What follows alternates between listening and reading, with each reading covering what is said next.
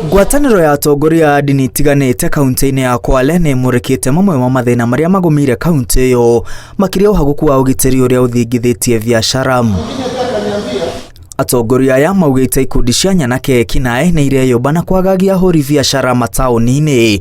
Gũkĩrĩ ũguo maabitha a borithi morĩtio gũikara cemba rĩrĩa kaunti ĩyo ĩrĩgĩrĩirwo kwamũkĩra agendi aingĩ hĩndĩ ya mambura ma Christmas na mwaka mwerũ. We are concerned about escalating insecurity cases in our county.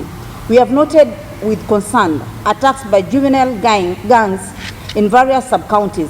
Vijana tunawashauri na kuwaomba kwamba waache yale wanayoyafanya, kwa sababu wakiendelea kufanya hivyo huenda Kwale ikakosa amani na vile vile biashara zikakosekana katika sehemu mbalimbali. Aciari nao moritio gũtara ciana ciao ciĩgiĩ mĩikarĩre na mĩgendere mĩega ihinda rĩrĩ marĩ mĩciĩ-inĩ nĩguo gwĩthema na ũhagũku wa mĩtugo.